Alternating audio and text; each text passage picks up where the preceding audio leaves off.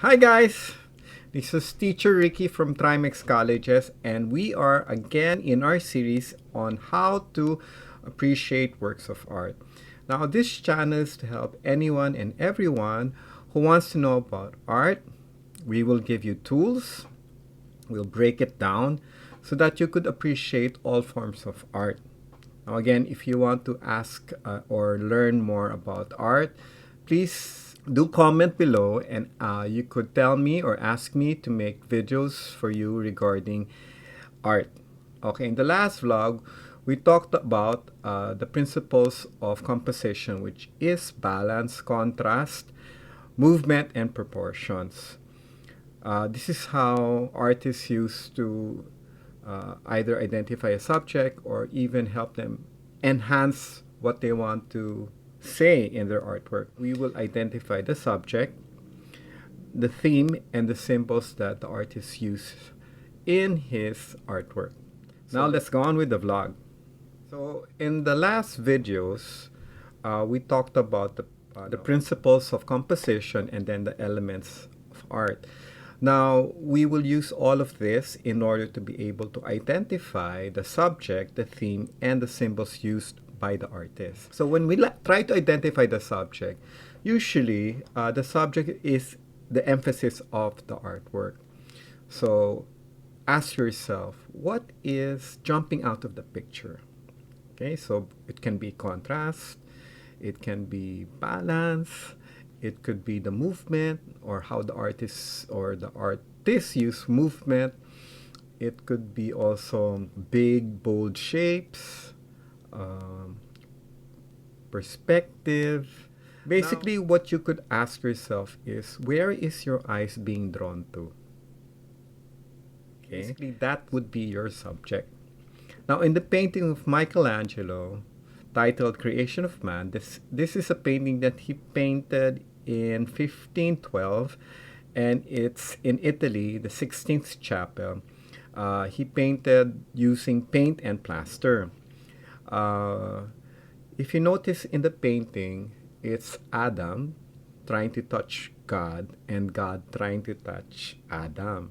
Now, in the center of the picture, you'd see both fingers trying to touch each other. So the subject of the painting is not just the creation of Adam, but the attempts of man and God in unification or trying to communicate. Okay, so that would be the subject, not just Adam. So all our eyes are drawn to the attempt of man to touch God and vice versa. In the painting of Thomas Gainsbourg, entitled The Blue Boy, he painted this in 1770 in England. It's an oil on canvas painting. Now, if you notice the painting, everything is focused on the boy, the face of the boy. And the artist used contrast by his pale face and the blue outfit that he had. All our eyes are drawn to his face. Next is the theme. So if the first thing you ask is, where is my eyes being drawn to? The second question is, what is the recurring theme in the painting? So we can see it's religious, whether it's a folk scene, whether it's a depiction of a woman and child. So the theme there would be care. So we need to train ourselves to identify what is the central theme of the artwork. An example of this is a painting of Cuco. It's called Cockerel. Okay, Cockerel, he painted this in 1976 in Manila. He's a Filipino artist. He's a cubist, and he painted this on paper using watercolor. The size of the painting is 76 centimeters by 56.5 centimeters. Now, if you look at the painting, of course, it already says it's a rooster. But the theme of the painting is a cockfight or sabong. Now, if you notice the use of red and the jagged edges or the jagged lines that the painter used depicts some sort of excitement, right? And also the color is so vibrant. The background is red, and the rooster has colors of blue. So the subject matter would be the rooster, but the recurring theme would be sabong or cockfighting. Another example of a recurring theme is the painting of Gregory Serret, People Relaxing at the Grand Château, Paris. This was painted from 1884 to 1886. It's a 2.08 meter by 3.08 meter painting. It's oil on canvas. So it's quite a big painting. Now, if you look at the painting, um, the recurring theme here is a park, uh, a scene of in a park, people relaxing, people looking at the lake, sitting in the grass and looking to the lake. Now, people just having a great time. Maybe this is a weekend.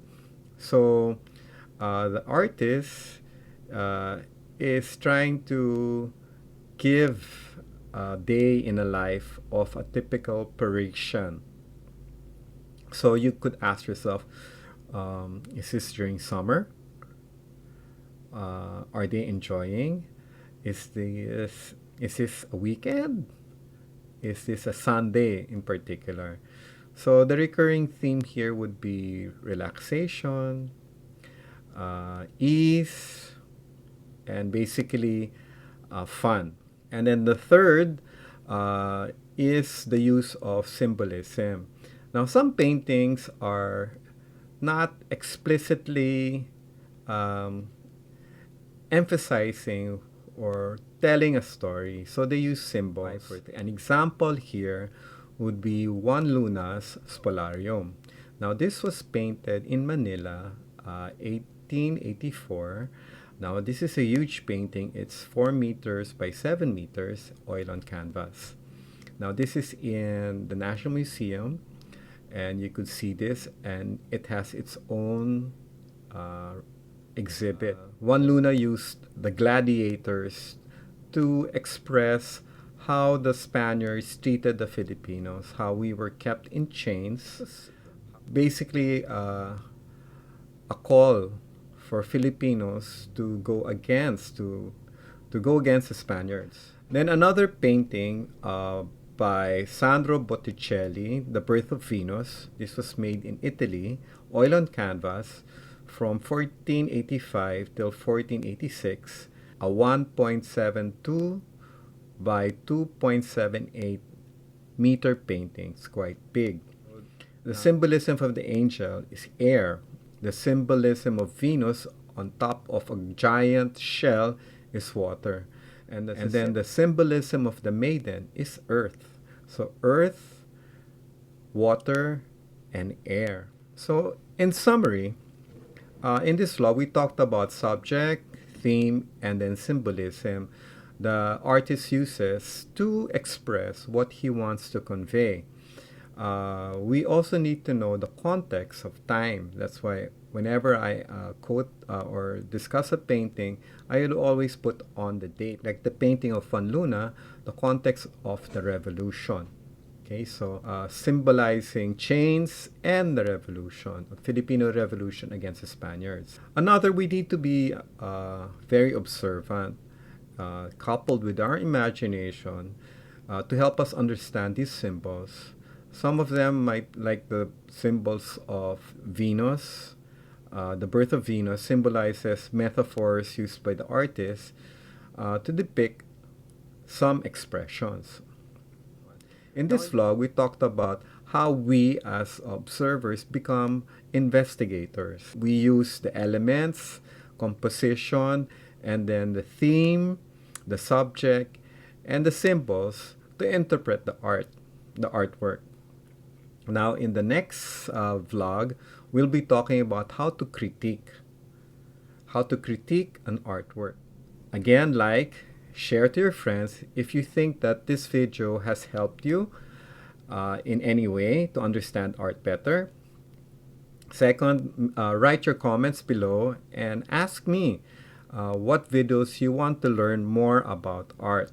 Now hit that subscribe button to be updated with the videos and to support this channel too.